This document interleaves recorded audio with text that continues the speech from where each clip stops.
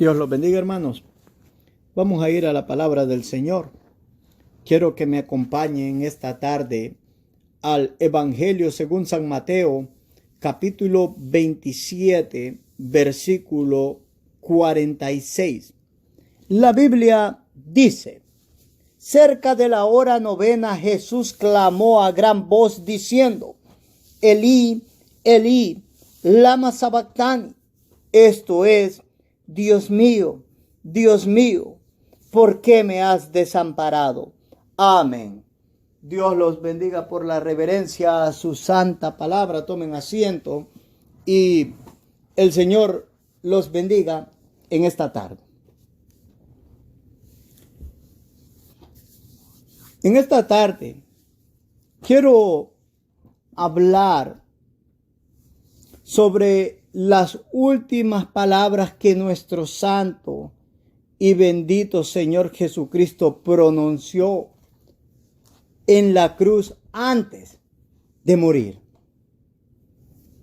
Creo que nosotros los cristianos es poco lo que pensamos sobre estas palabras, o que nunca nos hemos puesto a meditar en ellas.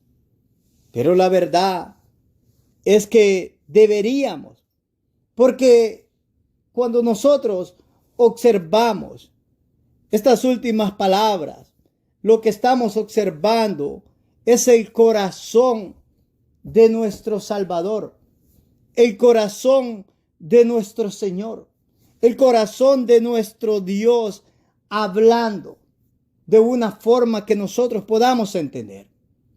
Él estaba hablando en el momento más crítico de su vida terrenal, de su ministerio en la tierra. Él estaba hablando en el momento de agonía mortal. Así que, como podemos observar, es necesario prestar una especial atención a las últimas palabras que nuestro Señor pronunció desde la cruz. Para ser exactos, nuestro Señor pronunció 43 palabras. Palabras que en su mayoría fueron hebreas y arameas. Cuando son traducidas al español, nosotros tenemos un cómputo de 57 palabras. Quiero que llevarlos, por decirlo de esta forma, a la cruz. Que estemos ahí presentes, que observemos lo que nuestro Señor expresó.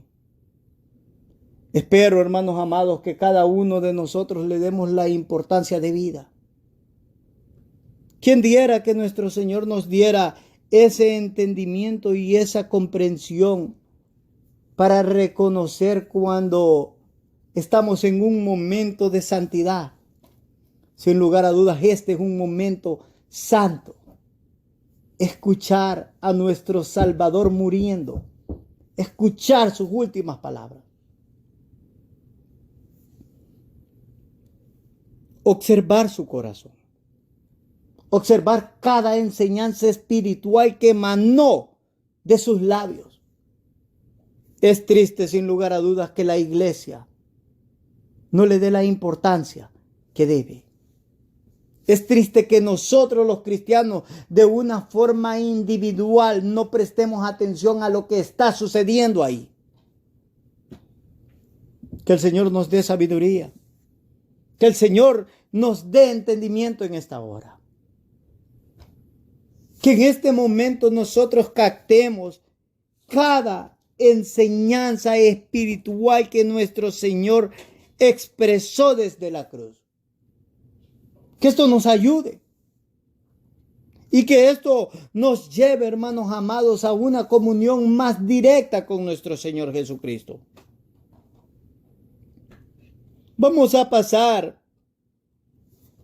a lo largo de los 4 evangelios. Porque los 4 evangelios, tanto Mateo, Marcos, Lucas y el evangelio de Juan, registran palabras que nuestro Señor expresó desde la cruz. Así que vamos a observar cada una de ellas. Nuestro versículo base para esta tarde, pude haber elegido cualquier otro, pero empecé desde el Evangelio de Mateo, pues así está de una forma organizada nuestra Biblia con el Evangelio de Mateo. Entonces, de una forma esa es la razón por la cual elegí este versículo. Así como también esta es una de las primeras palabras que nuestro Señor expresó. Pero las mismas palabras se expresaron en el Evangelio de Marcos. Y quiero que observe que tanto Marcos como Mateo registran las mismas palabras. La diferencia que radica es que Mateo registra las palabras de nuestro Señor en hebreo casi en su totalidad, mientras que Marcos lo hace en arameo casi en su totalidad. Pero el significado es el mismo. El significado es el mismo. En ese versículo 46, las palabras de nuestro Señor dicen: Elí, Elí, lama sabactani.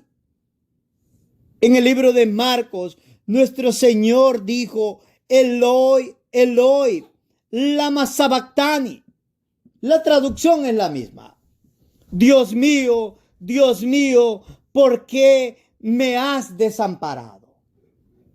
Usted que es un cristiano y espero que sea un estudioso de la Biblia, usted, si alguna vez se ha preguntado por qué en un libro dice Elí, en el otro Eloi, la respuesta es simple.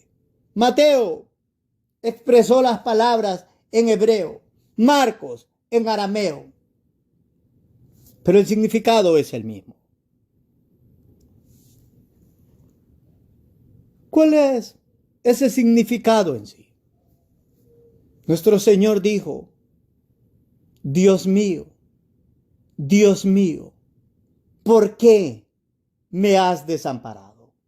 Eso es lo que significa Elí, Elí, lama sabactani, o Eloi, Eloi, lama sabactani. Dios mío, ¿por qué me has desamparado? Estas fueron las primeras palabras que nuestro Señor expresó desde la cruz, en sus últimas horas en la tierra. Dios mío, ¿por qué me has desamparado? ¿Cuál es el significado? La fuerza de esta expresión que nuestro Señor da. Esto se refiere al abandono de Dios. El texto es más que claro. Cristo no solo expresó, sino que vivió el abandono de su Santo Padre cuando Él estaba en la cruz. Cuando Cristo estaba en la cruz, sufrió el abandono de su Padre. Creo, sin temor a ser blasfemo, que esta es la única ocasión que la Biblia, de una forma tan terrible así, expresa o registra que hay una separación en la economía de la Santísima Trinidad, aunque a la misma vez toda ella estaba de acuerdo en lo que se estaba sucediendo. Esa es una transacción en la economía de la Trinidad. Toda ella está envuelta en esta transacción. Se está haciendo un pago. No es cualquier pago. Es el pago por los pecados del pueblo de Dios. No es el pago por el mundo entero. La Biblia no enseña una salvación universal. La Biblia enseña que hay salvación para los que creen en Jesucristo. La sangre de Cristo tiene el poder y la capacidad para salvar a todas las personas, pero no salva a los que no se arrepienten, hermanos míos. Los que me escuchan por el internet deben de entender esto. Aquellos que no se arrepienten, ellos no van a ser salvos. Y si usted de una forma se ha engañado a sí mismo o ha errado por la misma ignorancia que hay en usted, creyendo que al final de los tiempos todo estará bien, que puede vivir como quiere y que no hay ningún problema, que no sucede nada, que Dios no va a estar enojado con usted. Bueno, debería de observar las primeras palabras de nuestro Señor desde la cruz. Elí, Elí, lama sabactani. Eloi, Eloi, lama sabactani. Dios mío, ¿por qué me has desamparado? Quiero que piensen esto. Cristo, nuestro santísimo Señor, nuestro santísimo Salvador, para todos aquellos que han creído en Él y han puesto la fe en Él. Él nunca pecó. Él nunca hizo nada incorrecto. Él nunca hizo nada indebido. No se encontró maldad, no se encontró iniquidad en Él. Pero cuando Cristo decidió de una forma voluntaria tomar su deuda, tomar la deuda de su pueblo, cuando Él de una forma voluntaria decidió pagar lo que su pueblo debía, porque solamente Él podía pagar, Dios lo trató como iba a tratar a sus enemigos, como iba a tratar a aquellos que le debía, como iba a tratar al pueblo que se había rebelado contra Él. Dios no le dio una palmadita a Cristo en la espalda de una forma figurada y le dijo: olvídalo, tú eres mi hijo amado, no sucede nada, lo voy a perdonar porque tú quieres que los perdone. No, Dios dijo: si tú vas a pagar, tú vas a pagar. ¿Y qué le costó a Cristo? Le costó su vida en la tierra. Pero no solamente su vida, le costó el abandono espiritual de su padre ahí en la cruz. Ahí en la cruz. Y creo que ese abandono tuvo lugar desde el momento en el cual empezó sus agonías en Getsemaní. Estas son implicaciones espirituales, hermanos amados, que es poco en el cual los maestros bíblicos se atreven a introducirse. ¿Cuál es la causa? La causa es sencilla. Son profundidades demasiadas extensas para que nosotros nos sumerjamos en ellas. Pero el texto es claro. Nuestro Señor dijo: ¿por qué me has abandonado? ¿Por qué me has desamparado?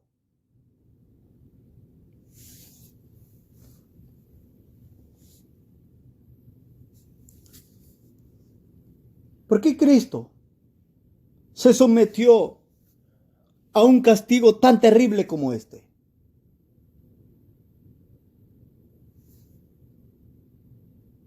¿Qué lo llevó a que de una forma voluntaria se sujetara a ese abandono de Dios, a ese desamparo de Dios su Padre? Lo hizo por amor, hermanos míos. Lo hizo por amor.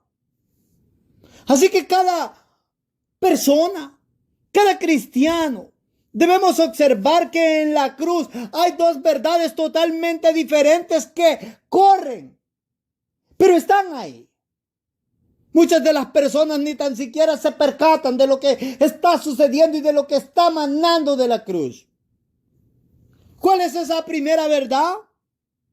El amor de Cristo en la cruz al pagar nuestras culpas, nuestros pecados. Cristo fue a la cruz porque nos amó, hermanos míos. porque amó a su pueblo.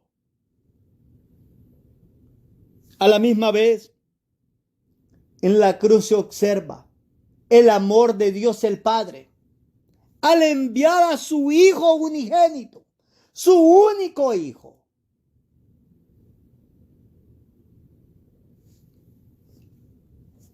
Las personas dicen, bueno, no sé si puedo confiar en que Cristo en verdad me ama.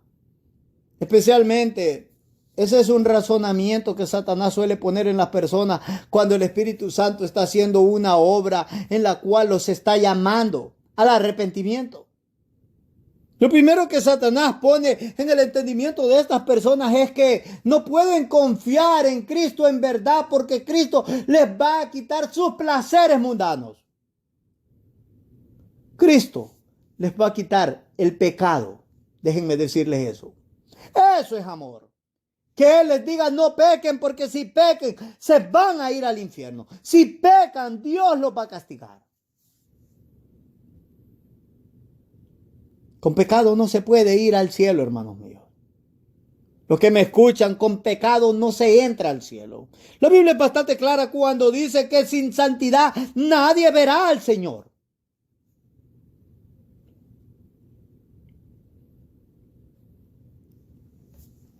El acto más grande de amor es poner la vida por aquellos que se aman.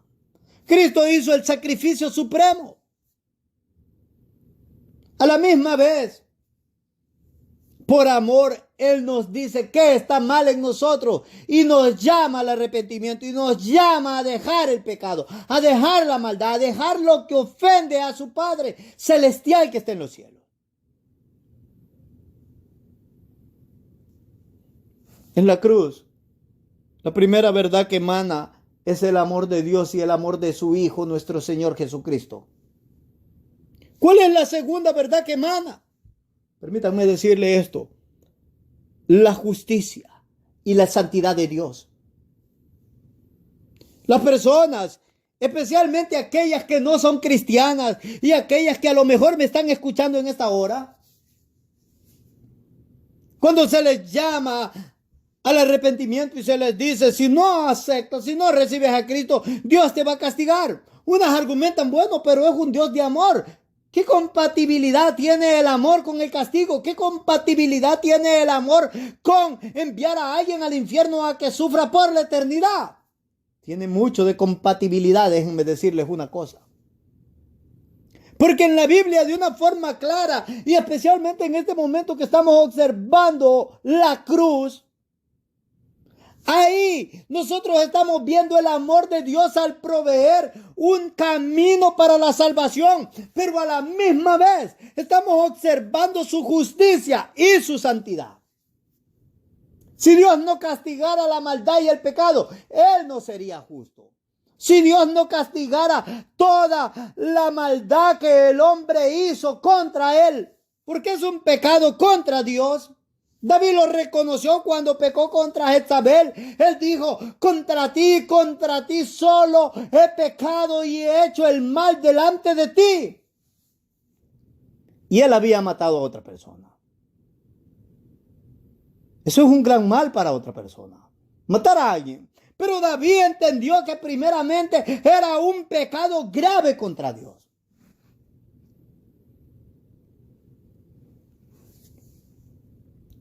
Si Dios no perdonara, si Dios, no trajera justicia a aquellos pecadores y no los castigara, hermanos amados, Dios no sería muy justo ni muy santo. Por un lado, el amor de Dios ha proveído un camino para salvación. Y por otro lado, en la cruz observamos la justicia perfecta que toma lugar.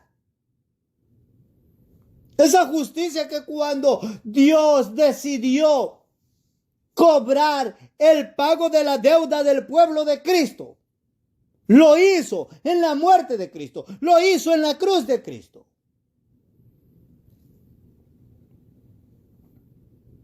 Si no prestamos atención a esta verdad y persistimos vivir en pecado, deberíamos de entender que cuando Dios nos juzgue, Cuando Dios juzgue al mundo por su santo Hijo, aquel que murió por aquellos que creen en Él, no habrá ni una sola pizca de misericordia.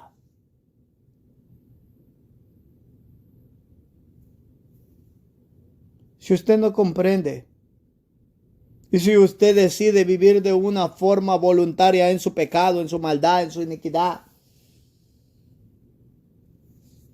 aquel día, aquel último y gran día en el cual se le llame a juicio y se le llamará. No importa cuál sea su edad en esta hora. No importa. Aquel último y gran día. No habrá un atributo del Dios Santo. No habrá una perfección a la cual usted se pueda acoger si ha despreciado a Jesucristo. Y ese día será demasiado tarde y usted observará la justicia del Dios justo. Es justo que aquellos que quebrantan la ley se les dé un castigo justo conforme a sus maldades y sus iniquidades. Es justo que a un asesino se le condene. Es justo que a alguien quien se rebela contra Dios, Dios lo castigue.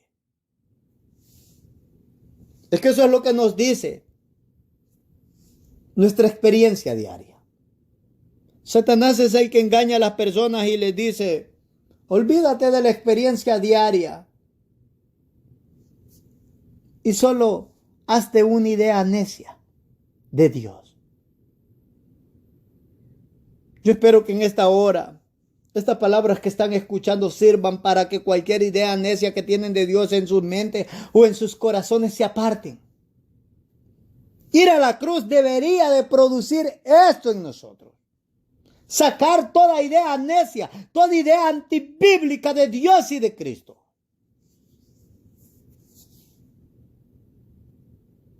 El castigo caerá sobre nuestras cabezas si nosotros amamos el pecado. Así que cada uno de nosotros prestemos atención. Dios abandonó a su Hijo cuando Cristo tomó nuestro lugar por nuestras culpas.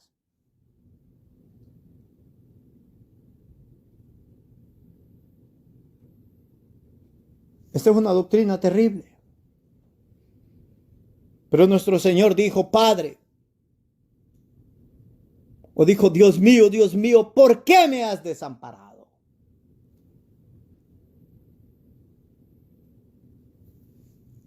Si Dios desamparó a su Hijo en la cruz, ¿qué sucederá de nosotros, los hijos de los hombres, si despreciamos a Cristo?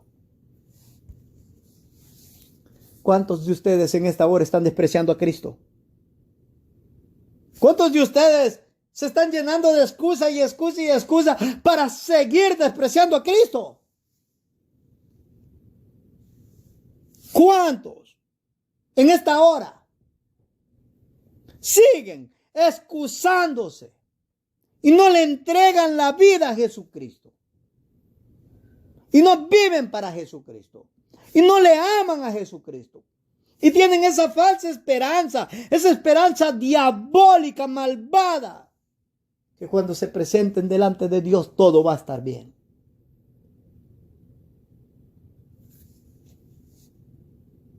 Las primeras palabras de Cristo desde la cruz les debería recordar. Les deberían de recordar que nada va a estar bien. Cristo, el ser santo por excelencia, el Hijo de Dios, aquel que no cometió un solo pecado, fue desamparado. Y esa palabra desamparado significa abandonado por Dios. Eso me aterra a mí.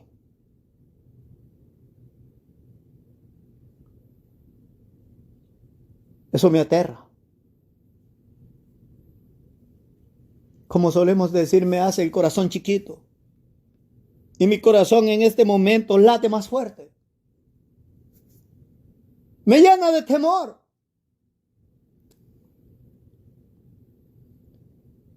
si Cristo fue desamparado, abandonado por Dios cuando Él decidió tomar mi lugar, ¿qué será de mí si yo desprecio a Cristo?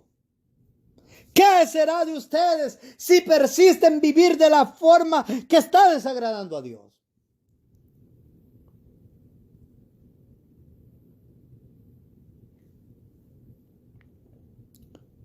¿Saben ustedes que los traductores bíblicos no quisieron quitar esas palabras de su lenguaje original? En Mateo usted lee Elí, Elí, lama sabactani. Eso es hebreo. Ellos pudieron borrar eso y pudieron haber puesto solo Dios mío, ¿por qué me has desamparado? Pero no lo hicieron porque ellos querían que sus lectores entendieran la fuerza del mensaje de las palabras de nuestro Señor. Las primeras palabras desde la cruz.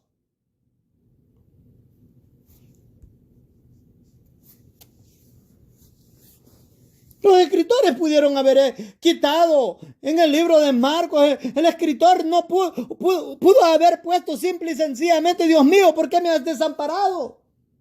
Pero él lo tradujo en arameo, Eloi, Eloi, lama sabactani.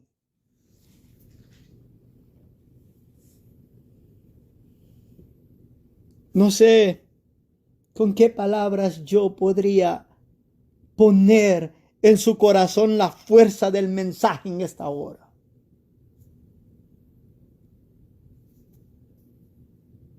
Es mi oración a Dios que usted entienda la fuerza de este mensaje en esta hora. La fuerza de estas palabras. Dios abandonó a su Hijo cuando Él tomó nuestro lugar en la cruz.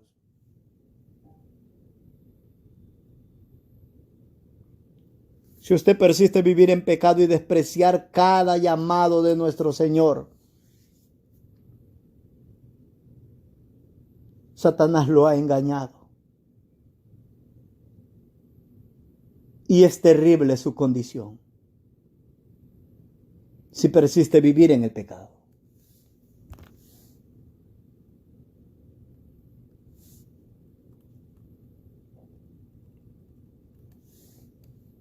Observemos otras palabras de nuestro Señor. Lucas, capítulo 23 y versículo 34. Y Jesús decía, Padre, perdónalos, porque no saben lo que hacen. Quiero que pare ahí.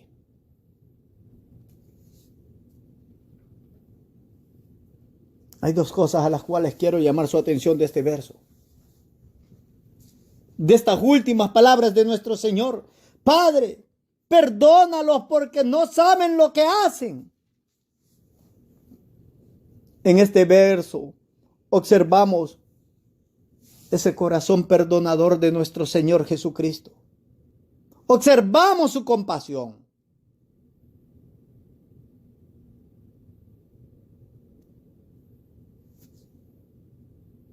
Es que tener compasión para la familia es una cosa, pero tener compasión para los enemigos es otra cosa. Cristo está perdonando y está teniendo compasión de aquellos que eran sus enemigos. Él ora porque Dios los perdone a los que lo estaban entregando, a los que le han crucificado, a los que se están burlando de él y por último a los que le están dando muerte.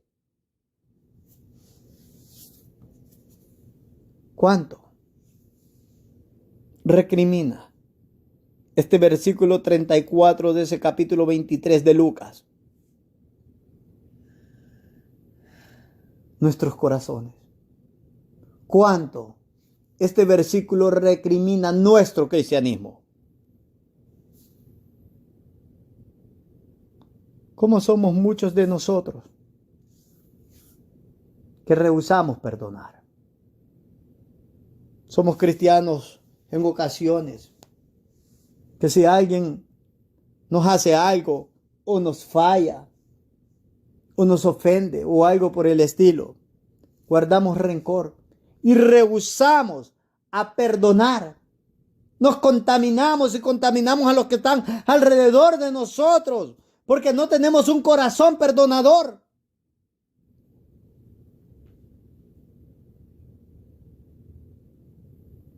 Qué terrible es que nos llamemos cristianos si no tenemos un corazón perdonador. Nuestro Señor condenó eso.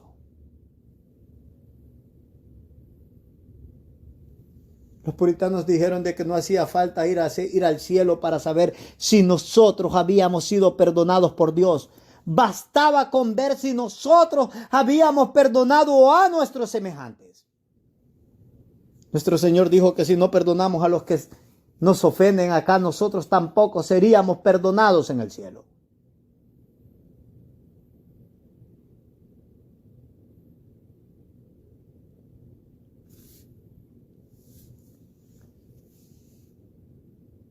El tener un corazón no perdonador y llamarnos cristianos sería algo tan terrible. Sin importar cuál haya sido la ofensa que hayamos sufrido. Pues nadie ha sufrido una ofensa tan grave, tan terrible como la que nuestro Señor Jesucristo sufrió. Le blasfemaron, se burlaron de él, le escupieron, lo golpearon, lo torturaron, lo crucificaron y en última lo mataron. Y aún así, él podía perdonar a sus agresores, a sus enemigos. Podía orar por ellos.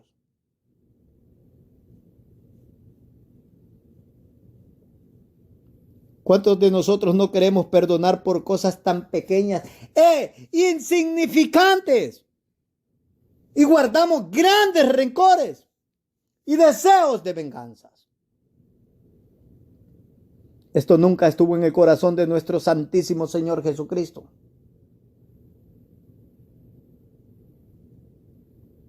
Ni en el tiempo más difícil. Es terrible cuando nosotros aceptamos esa argumentación en nuestro corazón que dice, pero es que tú no sabes lo que me hicieron, tú no sabes cuánto duele.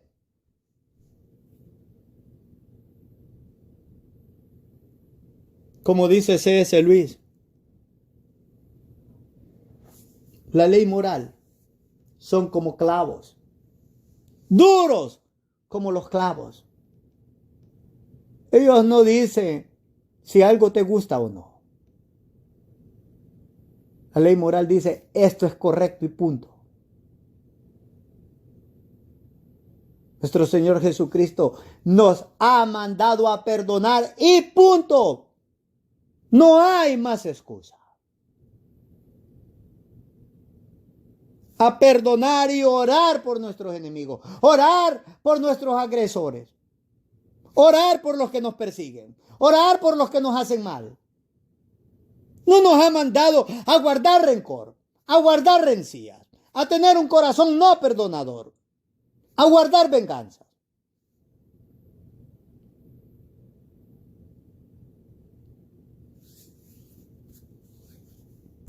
Si usted es una persona que le cuesta perdonar, eso no es un corazón que está agradando al Señor Jesucristo. Y si usted quiere ir al cielo, debe de entender de que debe de agradar al Santísimo Señor. Yo puedo desconocer cuánto se le haya ofendido, cuánto se le ha tratado mal. El Señor lo conoce y el Señor le dice una palabra, perdone. Y hágalo con alegría, hágalo con gozo.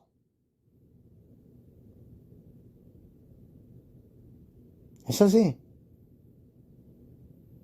No se tome la venganza en sus manos. La venganza le pertenece a Él. Es así. Quiero que observen una cosa más.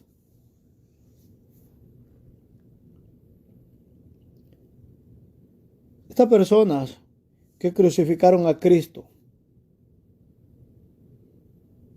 ellos en su maldad y en su más grande pecado eran ignorantes. Pero quiero que comprendan lo siguiente. Su ignorancia no los eximió. No los eximió de su pecado. Ellos no deberían de haber sido ignorantes. Ellos debieron de haber entendido. Debieron de haber comprendido. De una forma sarcástica, los líderes eclesiásticos ahí se burlan de Cristo. Dicen en ese mismo capítulo 23 del libro de Lucas y versículo 35, y el pueblo estaba mirando y aún los gobernantes se burlaban. Esos son los líderes religiosos, ellos eran los que gobernaban. Y aún los gobernantes se burlaban de él diciendo: a otro salvó, sálvese a sí mismo, si este es el Cristo, el escogido de Dios. Eso es sarcasmo, eso es burla. Bien habían escuchado que él era el escogido, que él era el Cristo, que él era el Hijo de Dios, que él era el que estaba salvando multitudes de personas. Y nunca Cristo presentó las credenciales suficientes para que ellos creyeran. ¿Cuántos están pecando de una forma ignorante, malvada y perversa contra Cristo en esta hora?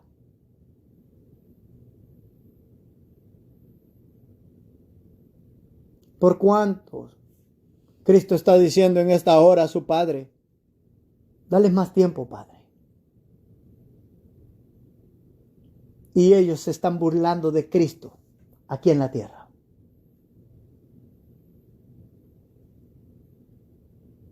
Y solo cuando tienen dificultades, cuando tienen necesidades, se acuerdan de que Cristo es el Hijo de Dios. Solo cuando necesitan un favor divino, se acuerdan de que pueden orarle a Cristo. Pero ellos no están dispuestos por un momento a entregarle la vida a Cristo, a vivir para Él.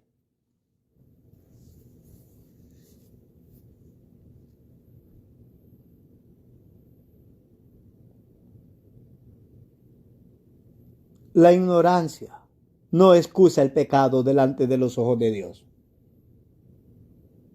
Hay suficiente evidencia que nos muestre que Cristo es el Hijo de Dios.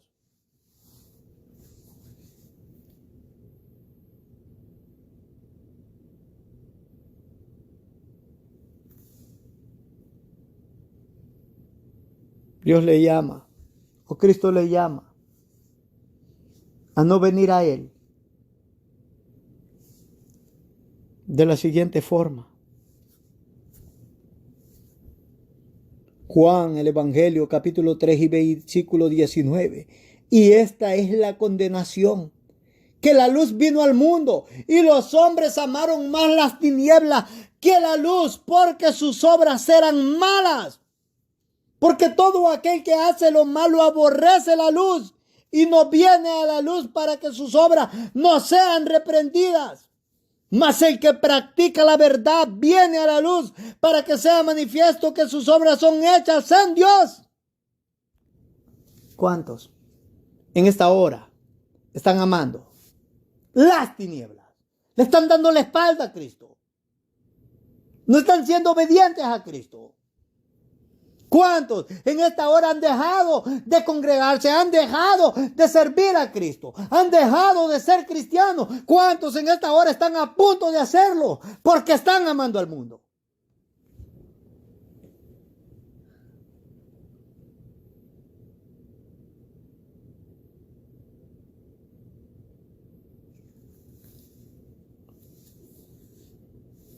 No se equivoquen.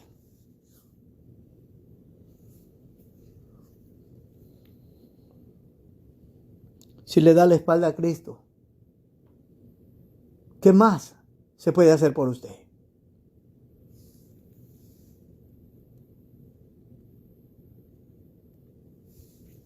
Pienso cómo algunos recibieron la bendición de esa oración y se arrepintieron. Y Dios los perdonó. Pero como otros despreciaron esa oración de Cristo.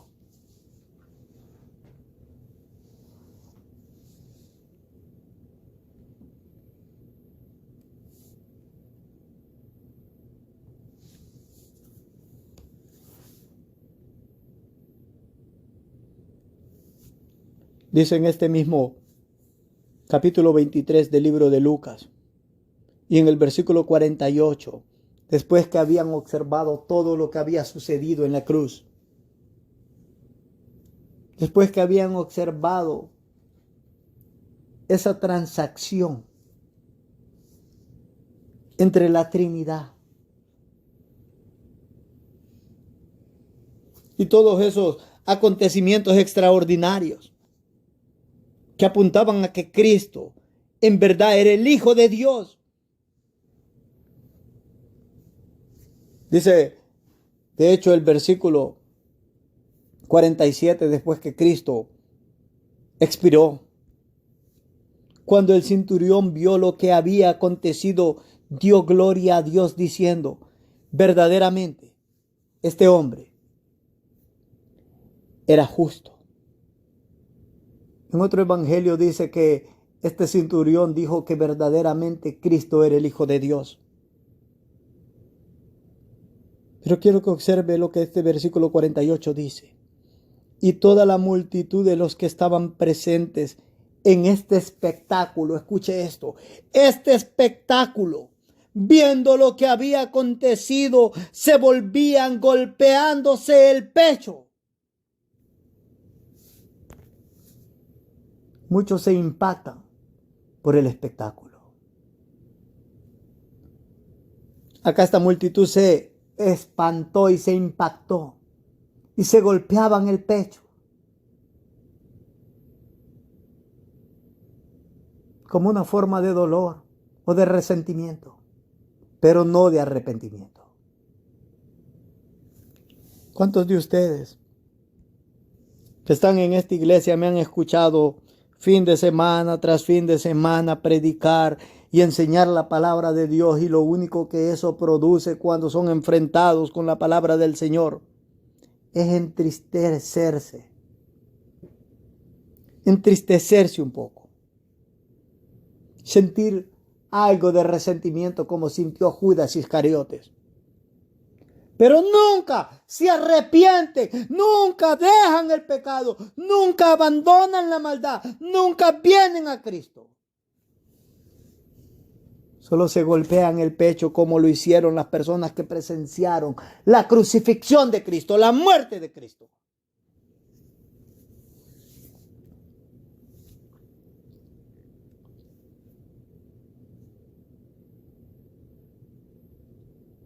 Es terrible que Cristo haya orado por el perdón de ellos y ellos por su corazón duro que no se quiso arrepentir, no recibieron ese perdón. ¿Cuántos de ustedes que me están escuchando en internet simple y sencillamente dicen, es verdad lo que Giovanni dice? No, yo no lo digo, es la palabra de Dios.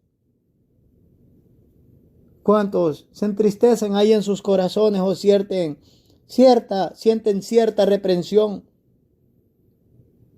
cierta tristeza, pero nunca cambian, nunca se arrepienten?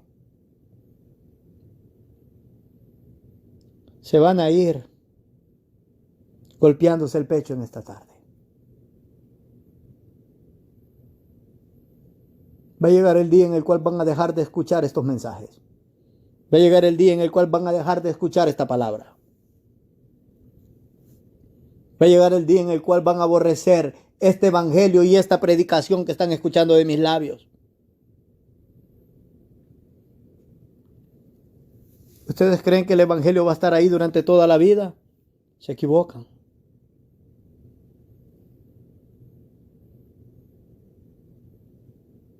Muchos de estos judíos que estuvieron acá 40 años después fueron muertos. En este relato de la crucifixión, la Biblia nos dice de que las mujeres que seguían al Señor lloraban al ver el trato tan inhumano que le habían dado al Santísimo. Y nuestro Señor les dijo: no lloren por mí. No lloren por mí. Lloren por ustedes. Porque viene el día en el cual dirán: bienaventuradas aquellas que no tuvieron hijos. Bienaventuradas aquellos pechos que no dieron de mamar. Viene el día del juicio, les dijo el Señor.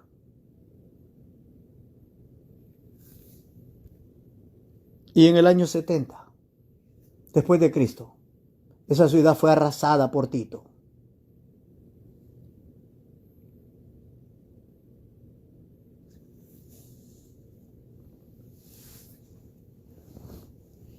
No se sienta triste por Cristo si no le va a dar su corazón de verdad a Él.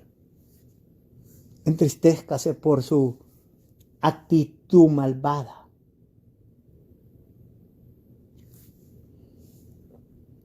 Llore por la condición que le viene. Porque viene el día en el cual usted dirá: escondedme del rostro de aquel que está sentado en el trono y de la ira del Cordero.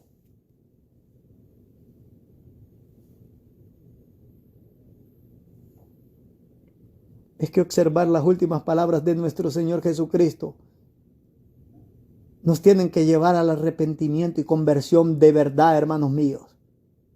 Oh, no hay más esperanzas para nosotros.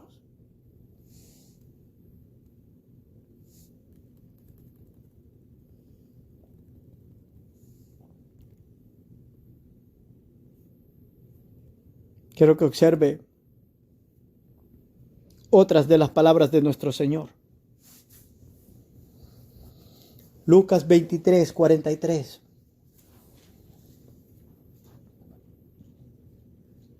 Aquí se estará hablando de lo que el Señor le dijo a uno de los dos ladrones que fueron crucificados con Él. El ladrón dijo en el versículo 42, y dijo a Jesús: acuérdate de mí cuando vengas en tu reino. Nuestro Señor contesta en el verso 43. Entonces Jesús le dijo: de cierto te digo que hoy estarás conmigo en el paraíso.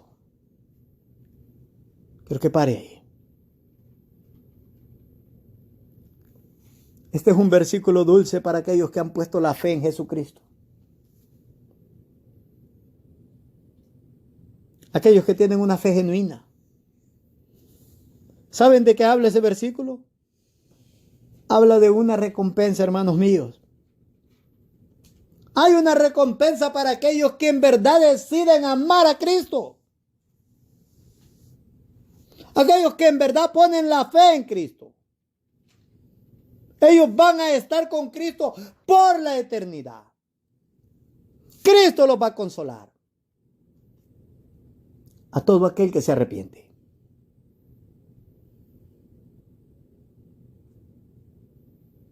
Sin importar cuál sea el dolor en esta vida.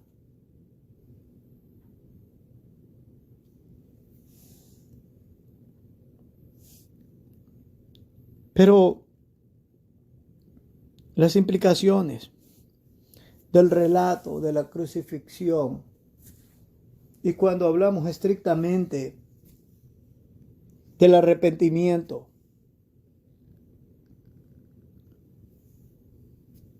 de este ladrón, son grandes. Y próximamente voy a hablar de eso. Pero solo quiero que escuche un comentario de Charles Herman. Y dice, y cito: esta historia nos revela la verdad de que la salvación está condicionada al arrepentimiento y a la fe. Pero también contiene otros importantes mensajes. Nos declara que la salvación es independiente de los sacramentos. El malhechor nunca había sido bautizado, ni había participado de la cena del Señor. De hecho, profesó su fe abiertamente en presencia de una multitud hostil y entre los escarnios y las burlas de los gobernantes y de los soldados. Y sin embargo, fue salvado sin ningún rito formal. Es además evidente que la salvación es independiente de las buenas obras. Vemos asimismo que no hay sueño del alma. El cuerpo puede que duerma, pero tras la muerte se está consciente. También queda evidente que no hay purgatorio. Saliendo de una vida de pecado y oprobio, el malhechor penitente pasó inmediatamente a un estado de bendición. De hecho, se puede observar que la salvación no es algo universal. Habían dos malhechores, solo uno fue salvado. Finalmente, se puede observar que la misma esencia del gozo que se extiende tras la muerte consiste en la comunión personal con Cristo. El núcleo de la promesa al ladrón moribundo era esto: estarás conmigo. Esta es nuestra bienaventurada certidumbre, que partir es mejor estar con Cristo, lo cual es muchísimo mejor. Hasta ahí. Y yo pregunto, ¿de qué lado de la cruz está usted en esta hora? ¿En el cielo o en el infierno? Un ladrón fue al cielo. Un ladrón fue al infierno. Un ladrón hizo lo que Pablo le recomendó a su hijo en la fe, Timoteo: échale mano a la vida eterna. Y le aseguró este ladrón. ¿Por qué? Porque puso la fe en Cristo.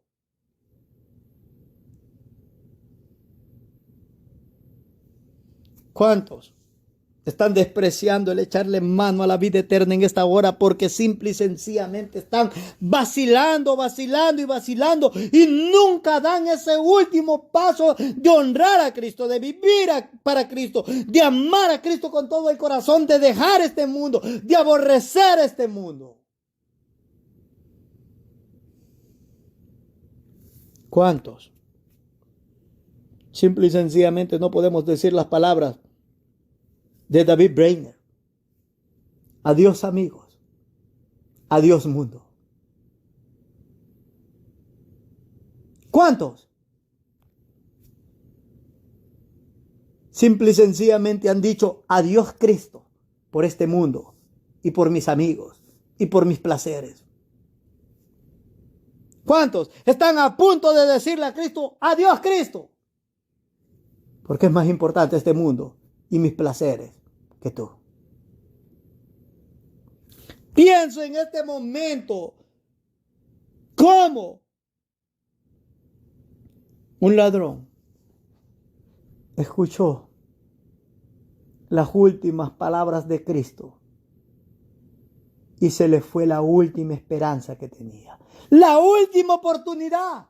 Y como uno en ese último momento aprovechó esa última oportunidad.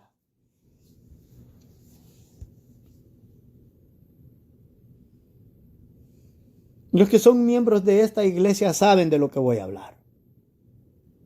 Ustedes han visto cuánto ha sido un desfile de personas que ha pasado por esta iglesia y hemos visto su caída y desgracia final espiritualmente hablando.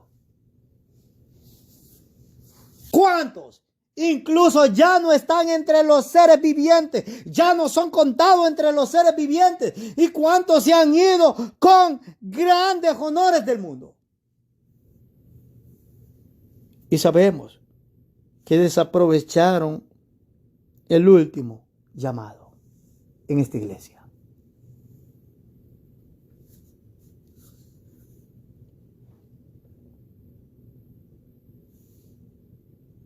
En el momento de la muerte, un ladrón desaprovechó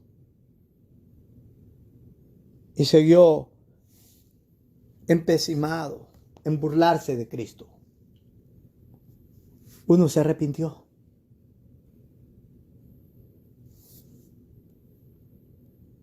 De los que me escuchan, ¿cuántos seguirán desobedeciendo a Cristo? ¿Cuántos seguirán desaprovechando la gracia, la misericordia, el evangelio? Pero ¿cuántos de los que me escuchan en esta hora darán un giro a su vida y le entregarán la vida a Cristo? Ya no habrán más excusas. Es que me hicieron esto, me hicieron lo otro, aquello.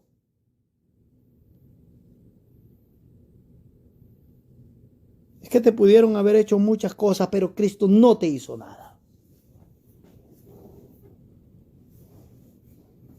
Y Cristo te está llamando en esta hora.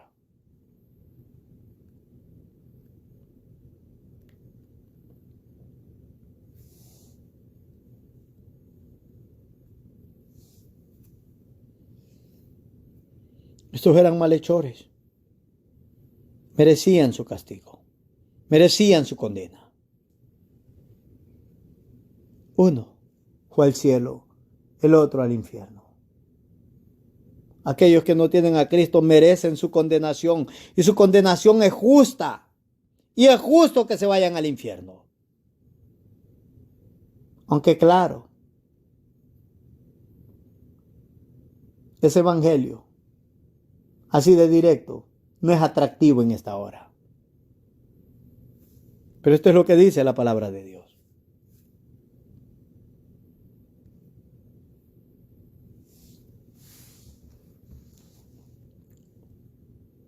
Observemos otras palabras de nuestro Señor. En Lucas, en ese mismo capítulo 23, en el versículo 46, el texto dice: entonces Jesús, clamando a gran voz, dijo: Padre, en tus manos encomiendo mi espíritu. Y habiendo dicho esto, expiró. Quiero que pare ahí. Este versículo nos muestra cuán lleno estaba el corazón de nuestro Señor Jesucristo. Cuán lleno estaba su corazón con las escrituras del Antiguo Testamento. Estas palabras son una referencia al Salmo 31 y al versículo 5. En tu mano encomiendo mi espíritu. Tú me has redimido, oh Jehová, Dios de verdad. Ahí en la cruz nuestro Señor estaba citando el libro de los Salmos.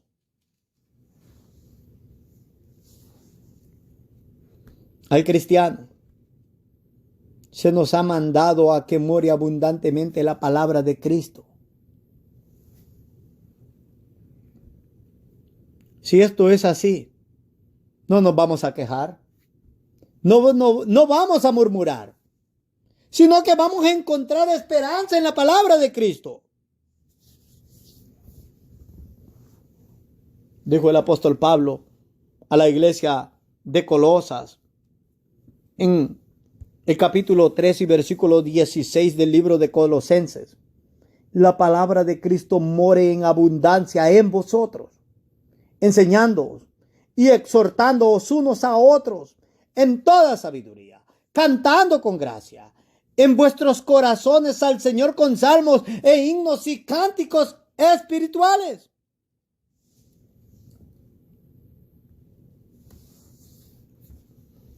En el momento de agonía,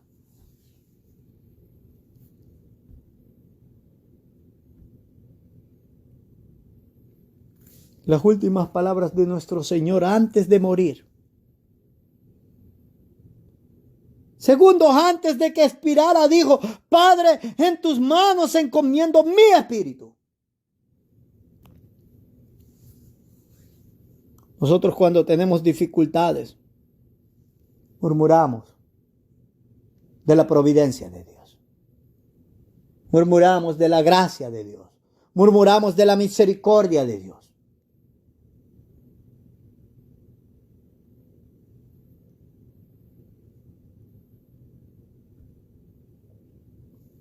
¿No era esta la conducta del gran Señor y Salvador nuestro?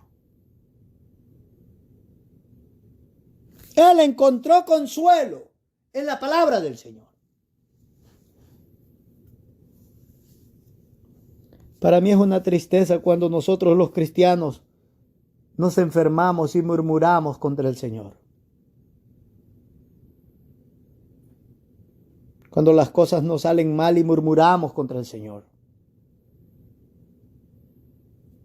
Eso nos muestra de una forma clara que nuestro corazón no está lleno de la palabra de Dios. Y lo más terrible es que en muchas ocasiones nosotros pasamos la mayor cantidad de tiempo supuestamente en comunión con el Señor por medio de su palabra. Y cuando las cosas salen mal, nos quejamos, murmuramos.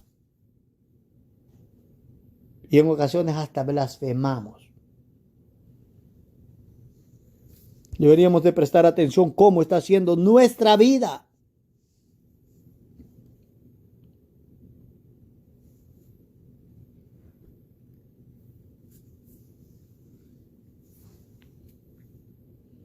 Cristo confió su espíritu a su Padre. Cada uno de nosotros tenemos que vivir confiando nuestras vidas a Dios. Nuestro espíritu a Dios. ¿Pero qué significa eso? No significa murmurar cuando nos enfermamos, cuando tenemos una agonía, cuando perdemos trabajo, cuando tenemos que ir a una operación, o cuando nos detectan una enfermedad, sea cual sea. Eso no es confiar nuestra vida o nuestro espíritu al Señor.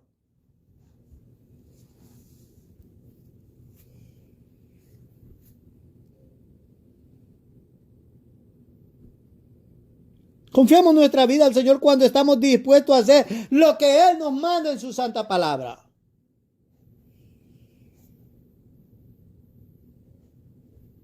Cuando podemos estar confiando en su divina providencia, en su divina gracia, en su divina misericordia, sin importar cuál sea nuestra condición. Cuando a pesar de las circunstancias, sea cual sea, la palabra de Cristo está ahí, nos está enseñando, nos está exhortando, nos está redarguyendo, nos está consolando, nos está llenando de esperanza. De tal forma que nuestro corazón está lleno de alegría, de gozo. Nuestro corazón, sin importar cuál sea la dificultad, puede dar esos cánticos espirituales.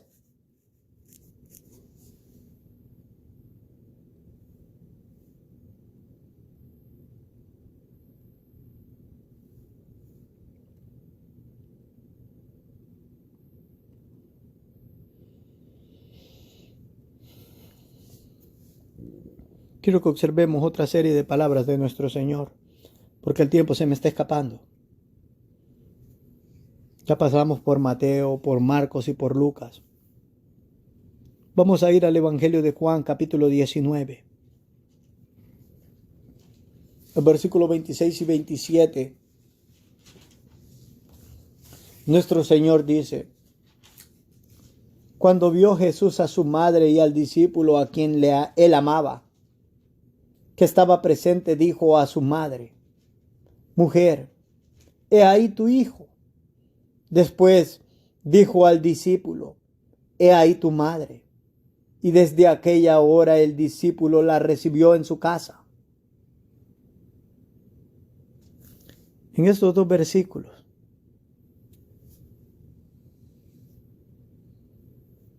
nosotros observamos el amor compasivo y cuidador de nuestro Señor Jesucristo para con su madre en la carne.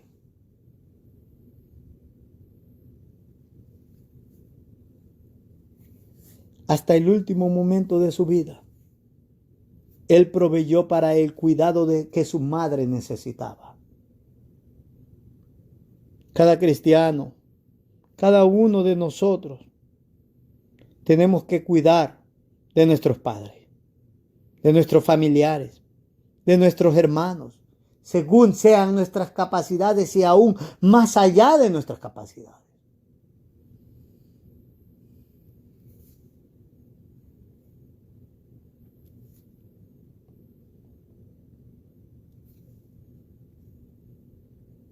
Dijo el apóstol Pablo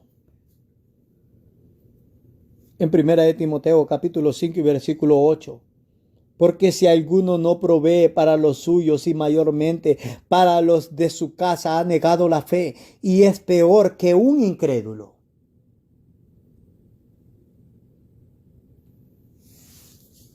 Es probable. Muchos de los cristianos, mejor dicho, niegan la fe al descuidar a sus seres amados. Y eso no debe de ser así.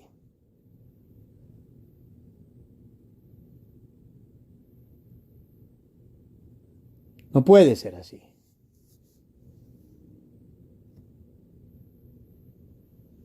Es peor que un incrédulo, dijo el apóstol. Otros cristianos viven murmurando del cuidado que tienen de sus padres.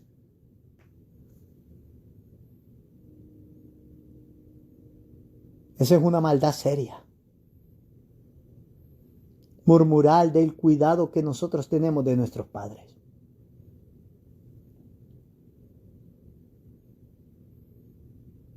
Es que en un incrédulo eso es una desgracia. Pero ¿qué más en un cristiano? Es peor que una desgracia.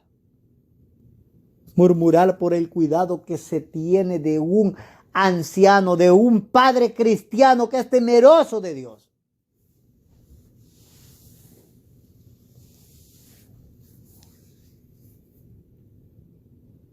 Es una desgracia grande. Es una falta grande. Una falta delante de los ojos de Dios. ¿Cuán grande debe de ser ese pecado? Piensen en eso. Muchos de nosotros tenemos esa descendencia espiritual porque nuestros padres estuvieron ahí velando por nuestro cuidado espiritual. Estuvieron ahí enseñándonos el evangelio correcto. Y ahora que son ancianos y que sus fuerzas han faltado y ya están al borde de la muerte, un cristiano murmure del cuidado de ellos. Se queje. Este es un pecado aborrecible ante los ojos de Dios. Beneficiarse de esos ancianos que son llamados padres y ahora murmurar porque hay que cuidarles. Eso no es de cristiano. Nunca puede ser de un cristiano. Es peor que un incrédulo, dijo el apóstol. Ha negado la fe.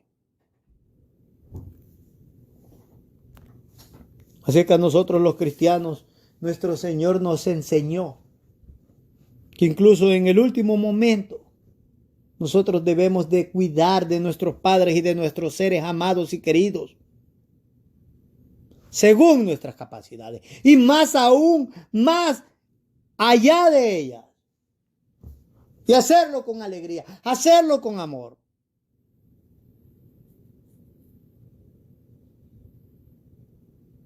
Es un amor compasivo y cuidador. Cristo no se iba a ir sin dejar a su madre desamparada, sin dejar quien cuidara de ella.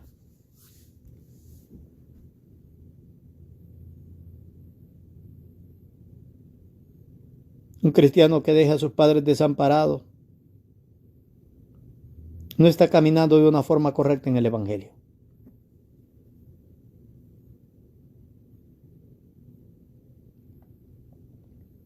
Observemos las últimas palabras de nuestro Señor para ir concluyendo, porque el tiempo se me ha escapado. versículo 28 al 30 de ese capítulo 19 del Evangelio de Juan. Después de esto, sabiendo Jesús que ya todo estaba consumado, dijo, para que la escritura se cumpliese: tengo sed. Y estaba allí una vasija llena de vinagre. Entonces ellos empaparon en vinagre una esponja y poniéndola en un hisopo, se la acercaron a la boca. Cuando Jesús hubo tomado el vinagre, dijo: consumado es. Y habiendo inclinado la cabeza, entregó el espíritu. En estos versículos observamos, como lo dije anteriormente, cuán lleno estaba el corazón de nuestro Señor de las Escrituras del Antiguo Testamento.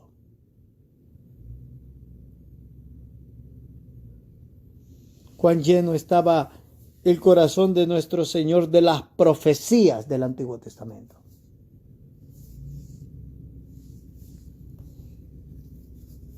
Cuán pendiente estaba el corazón de nuestro Señor que se cumpliera cada palabra de la profecía bíblica.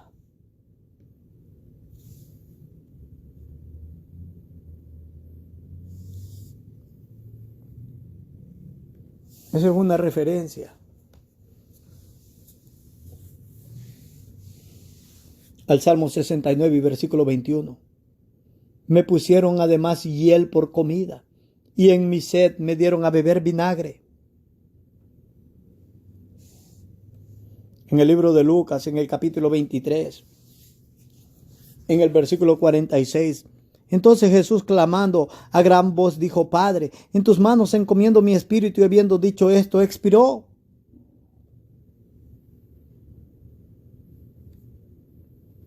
En el Salmo 31,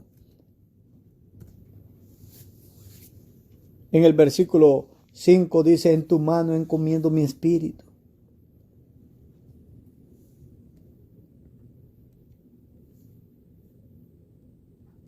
El corazón de Cristo estaba, hermanos amados, lleno y pendiente de que la escritura se cumpliera.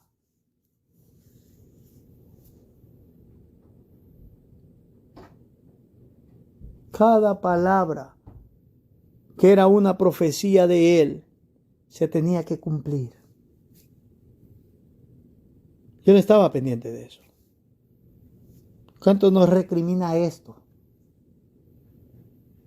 a nuestro cristianismo en esta hora? ¿Cuántos de nosotros estamos tan faltos de la palabra del Señor? ¿Cuántos de nosotros no está la palabra del Señor ahí en nuestra mente y en nuestro corazón para que la palabra de Él sea cumplida en todo momento en nuestro cristianismo, en nuestra vida, en nuestro ejemplo, en nuestro diario vivir, en nuestros trabajos, en nuestros hogares, en nuestros matrimonios, en la forma en la cual nosotros criamos a nuestros hijos, en la forma en la cual tratamos con nuestros semejantes?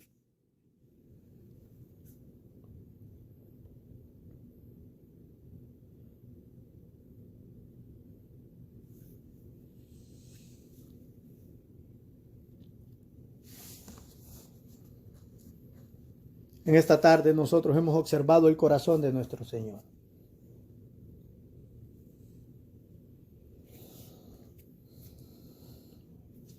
Cuando Él estuvo en la cruz,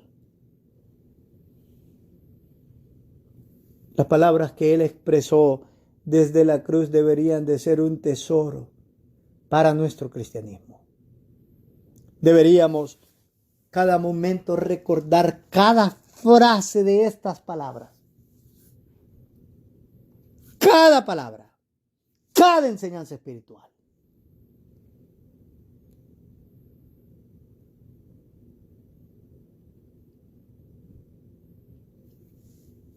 Hemos observado en esta tarde